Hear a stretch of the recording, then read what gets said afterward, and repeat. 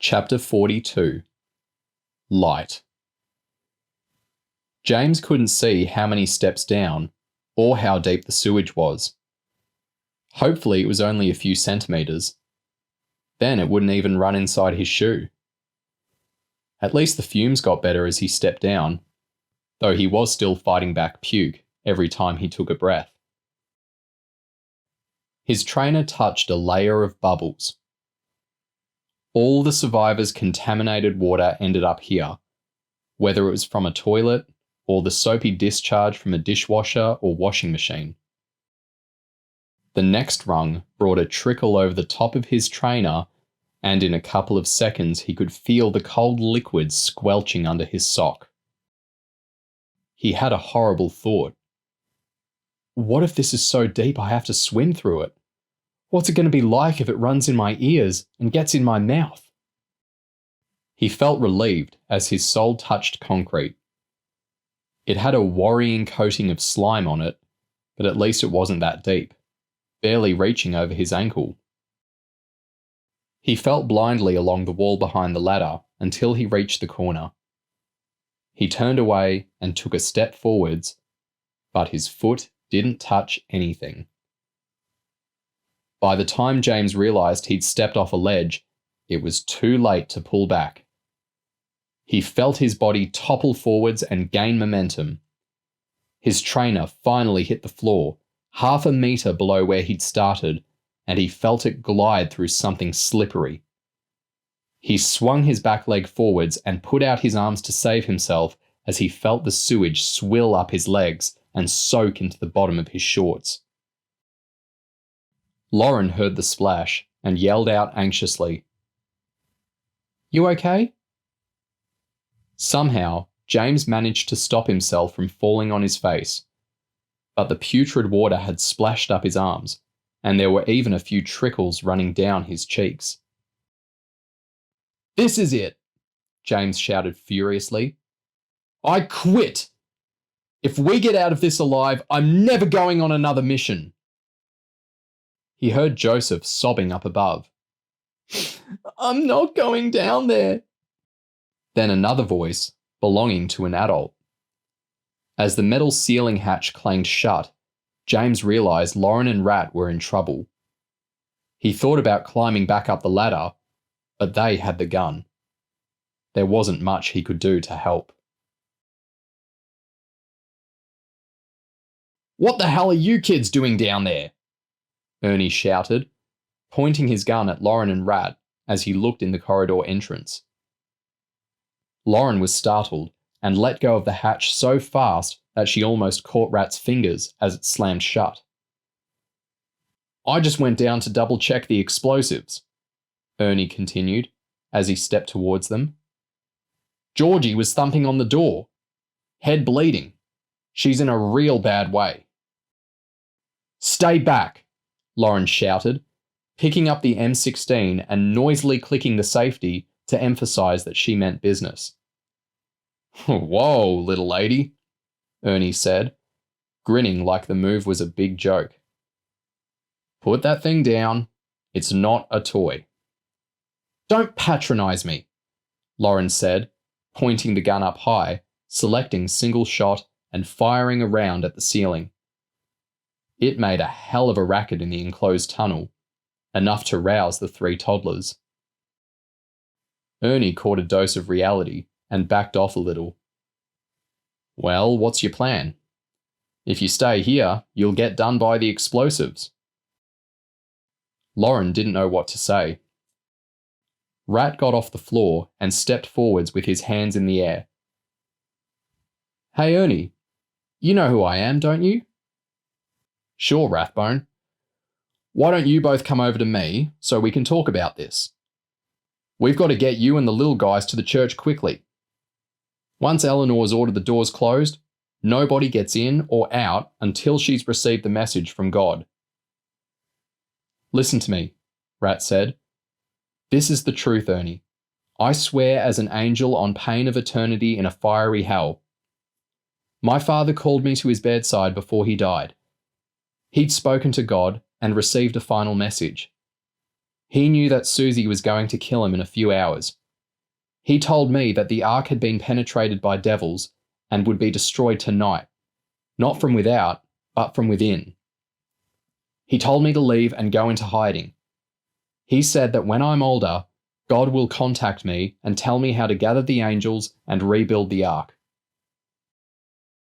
By the time Rat finished speaking, he'd walked to within a few steps of Ernie and was holding his arms out wide, demanding acceptance. Lauren couldn't help being impressed by Rat's speech and the sheer balls he showed, facing off a man pointing a gun at him. "Give me the gun, Ernie," Rat boomed, sounding eerily similar to one of Joel Regan's taped speeches. "My father told me that this ark has been poisoned by devils. Give it to me." Ernie looked uncertainly at the end of his gun. Rat wanted to appear strong and hoped Ernie couldn't see how badly his hands were shaking. James had shuffled 10 metres across the tank when he heard Lauren's warning shot. He was scared that someone had been hit and thought about going back, but finding the exit was the most useful thing he could do. His eyes were slowly adjusting to the dark, and he could now discern reflections off the water and a crack of light coming through the hatch at the far end. Not wanting to fall again, he slid cautiously across the oily floor, feeling out the ground with his toes before shifting his weight. It took James 2 minutes to reach the corner, though it seemed way longer. There was a ledge, like the one he'd fallen off at the other end. He stepped up and shuffled along. The tag units had a searchlight sweeping the compound, and the cracks along the edge of the exit hatch lit up every time the beam swung past. He felt around, growing increasingly frustrated as he realised that there wasn't any ladder. He reached up and even went on tiptoes. The metal rectangle was out of reach, but the darkness made it hard to tell how much extra height he needed. Maybe Joseph or Ed would be able to reach up and open it if he gave them a piggyback. But even then, how would he get out without help from outside? James was only just below the surface and figured there was a decent chance he'd get a signal out from here. As he reached down into his shorts, his heart sank. He'd totally forgotten about the radio, and it had gone underwater when he'd stumbled off the ledge. Still, it had been designed to live inside a sweaty training shoe, so there was still a chance it was okay. James put the unit up to his ear and switched it on. He couldn't hear the usual static, and the low battery indicator flickered when he pressed the transmit button. Some days you just don't get the breaks. Lauren was overwhelmed, dripping with sweat as she held the gun, watching Rat face off Ernie and trying to keep the toddlers in their pushchairs while Ed asked awkward questions and Joseph screamed that he wasn't going down the dark hole. "I'm of the blood, Ernie," Rat said firmly. "To save the survivors, you must believe what I'm saying." The old man looked confused. "How can you get out from here?" "The sewage tank," Rat explained. "My father told me about it. We were trying to get over here when you caught us the first time." "I was a plumber before I became an angel," Ernie nodded, deep in thought. "I've had to go down there and unblock it a couple of times. It's pretty foul, but you can get out." "I know," Rat said as Ernie dithered, trying to figure out what to believe. "My father told me to do this, Ernie. Look into your heart and ask God. Then you'll know I'm telling the truth." The old man's face suddenly lit up. "Yes!" he shouted euphorically. "That's why I'm here, isn't it? Only me and 2 others have ever been down inside that tank. It's no coincidence. The Lord sent me here to help you." Rat broke into a big smile. "Wow, Ernie. I didn't know that. He must have done." Lauren couldn't hear properly over the bawling kids, but she realized Rat had pulled off a miracle as she saw him step forwards and embrace Ernie. "My God," Ernie said, grinning like a man who discovered the meaning of life. "Thank you for choosing me, Lord. Thank you, Rathbone." "Do you know how to get out of there, Ernie?" Lauren asked as she pulled up the hatch.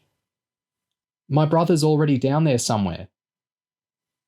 Ed seemed reassured by the presence of an adult, but Joseph was bawling as hard as ever. "Not going down that hole!" he sobbed.